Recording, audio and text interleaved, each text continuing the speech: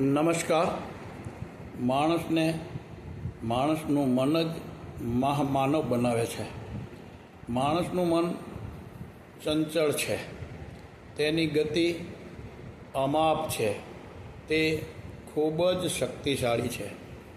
આપણા જીવનની બધી પ્રવૃત્તિઓનું સંચાલન એ આપણું મન જ કરે છે. માનવની વૃત્તિઓને અનુરૂપ કાર્ય કરે છે. જે વૃત્તિઓ હલકી હોય તો સ્વભાવ પણ એવો જ બની જાય છે. તેથી હંમેશા ખરાબ વિચારો જ આવતા રહે છે. વિષય વાસના દૃઢ થતી રહે છે. જો વૃત્તિઓ ઉત્તમ હોય તો હકારાત્મક અને સાત્વિક વિચારો આવે છે. હંમેશા ઉચ્ચ અને દિવ્ય પ્રવૃત્તિઓ કરે છે.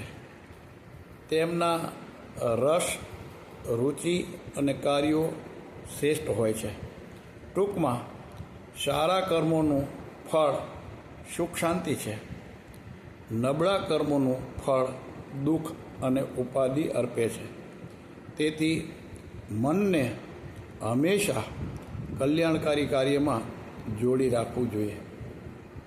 આના માટે મનને કેળવવું પડે. કેળવાયેલું મન ઈચ્છાને સદઈચ્છામાં પરિવર્તિત કરી આગળ વધે છે.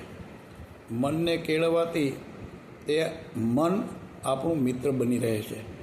હંમેશા ઉપયોગી અને ઉત્તમ કાર્યમાં રસ લે છે. દરેક કામ આત્મવિશ્વાસથી પૂરા કરી શકે છે. આવું મન સતત અભ્યાસ કરવાથી બને છે. કઠોર પરિશ્રમ કરવાથી સમજશક્તિ, સૂઝબૂઝ અને અનુભવ વધે છે.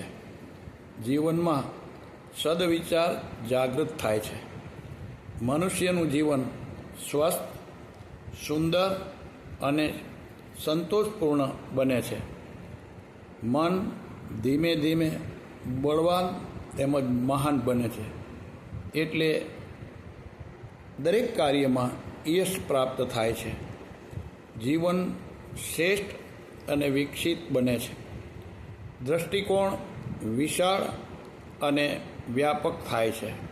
ટૂંકમાં આપણી ઉન્નતિ કે પતનનો આધાર મન ઉપર જ રહેલો છે.